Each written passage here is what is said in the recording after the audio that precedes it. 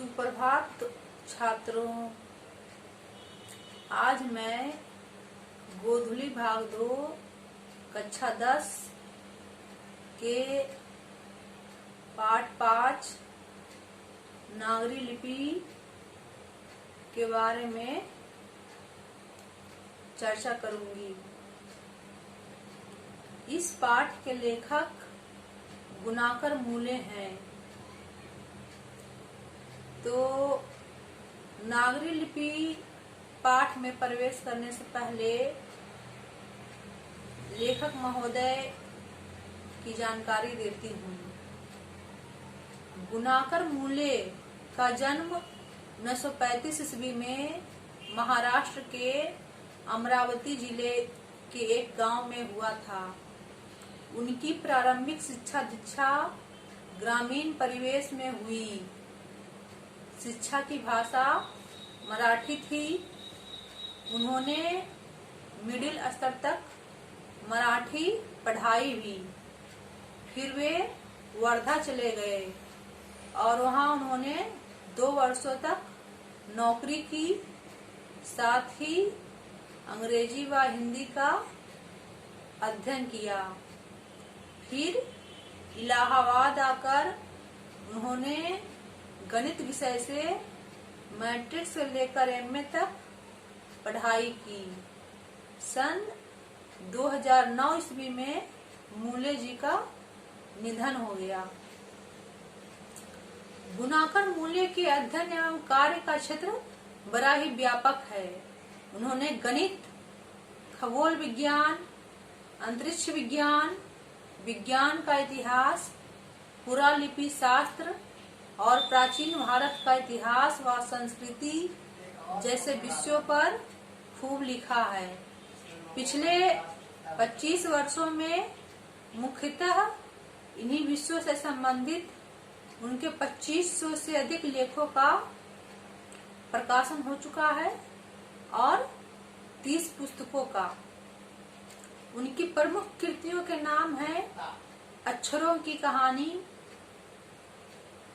भारत इतिहास और संस्कृति, प्राचीन भारत के महान वैज्ञानिक, आधुनिक भारत के महान वैज्ञानिक, मेंडलीव महान वैज्ञानिक, सौर मंडल, सूर्य, नक्षत्र लोक, भारतीय लिपियों की कहानी, अंतरिक्ष यात्रा, ब्रह्मांड परिचय, भारतीय विज्ञान की कहानी। गुणाकर मूले की एक पुस्तक है अक्षर कथा। इस पुस्तक में उन्होंने संसार की प्रायः सभी प्रमुख पुरालिपियों की विस्तृत जानकारी दी है। प्रस्तुत निबंध नागरी लिपि गुणाकर मूले की पुस्तक भारतीय लिपियों की कहानी से लिया गया है। इसमें हिंदी की अपनी लिपि नागरी या देवनागरी के ऐतिहासिक विकास की रूपरेखा स्पष्ट की गई है। यहाँ हमारी लिपि की प्राचीनता, व्यापकता और शाखा विस्तार का प्रवाहपूर्ण शैली में प्रामाणिक आख्यान प्रस्तुत किया गया है।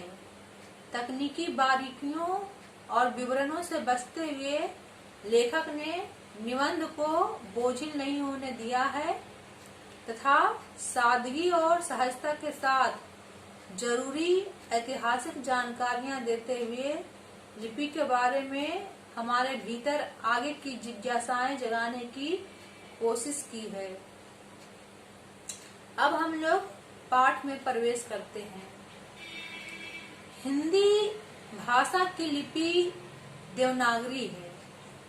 करीब 2 सदी पहले पहली बार इस लिपि के टाइप बने और इसमें पुस्तकें छपने लगी। इसीलिए इसके अक्षरों में स्थिरता आ गई है। हिंदी तथा इसकी विविध बोलियां देवनागरी लिपि में लिखी जाती है। हमारे पड़ोसी देश नेपाल की नेपाली को खसकुरा भी बोलते हैं, वह नेवारी भाषाएं भी इसी लिपि में लिखी जाती है। मराठी भाषा की लिपि देवनागरी है। मराठी में सिर्फ एक अतिरिक्त अक्षर है। लेखक कहते हैं कि हमने देखा है कि प्राचीन काल में संस्कृत व प्राकृत भाषाओं में यह ध्वनि थी और इसके लिए अनेक अभिलेखों में अक्षर मिलता है। देवनागरी लिपि के बारे में एक महत्वपूर्ण बात यह है कि संसार में जहाँ भी संस्कृत और प्राकृत की पुस्तकें प्रकाशित होती है वे प्रायः देवनागरी लिपि में ही लिखी जाती है। वैसे विदेशों के कुछ पंडित और उनका अनुकरण करते हुए कुछ भारतीय पंडित भी ऊपर नीचे कुछ चिन्ह जोड़ते हुए रोमन अक्षरों में भी संस्कृत प्राकृत के उद्धरण एवं ग्रंथ छपवाते हैं। गुजराती लिपि देवनागरी से अधिक अलग नहीं है। बंगला लिपि प्राचीन नागरी लिपि की पुत्री नहीं तो बहन जरूर है। हाँ, दक्षिण भारत की लिपियां वर्तमान नागरी से काफी भिन्न दिखाई देती है, लेकिन हमें सदैव याद रखना चाहिए कि आज कुछ भिन्न सी दिखाई देने वाली दक्षिण भारत की ये लिपियां तमिल, मलयालम, कन्नड़, तेलुगु भी नागरी की तरह प्राचीन ब्राह्मी से ही विकसित हुई है। अभी कुछ समय पहले तक दक्षिण भारत में पोथियां लिखने के लिए नागरी लिपि का व्यवहार होता था। दरअसल नागरी लिपि के आरंभिक लेख हमें दक्षिण भारत से ही मिलते हैं। दक्षिण भारत की यह नागरी लिपि नंदी नागरी कहलाती थी। कोंकण के शिलाहार, मानेखेट के राष्ट्रकूट, देवगिरी के यादव तथा विजयनगर के शासकों के लेख नंदी नागरी लिपि में हैं। विजयनगर के प्रसिद्ध राजा थे राजा कृष्णदेव राय। पहल विजयनगर के राजाओं के लेखों की लिपि भी नंदी नागरी कहलाती थी। दक्षिण भारत में तमिल, मलयालम और तेलुगु कन्नड़ लिपियों का स्वतंत्र विकास हो रहा था। फिर भी दक्षिण भारत में अनेक शासकों ने नागरी लिपि का इस्तेमाल किया। राजराज व राजेंद्र जैसे प्रतापी चोल राजाओं के सिक्कों पर नागरी अक्षर देखने को मिलते हैं।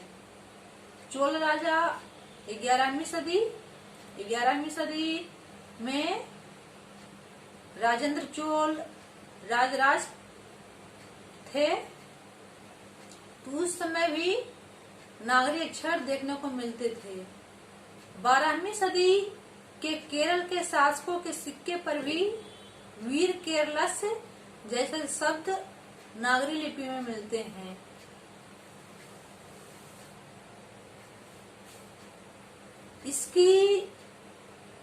इस पाठ के कुछ अंश इसके अगले भाग में। धन्यवाद।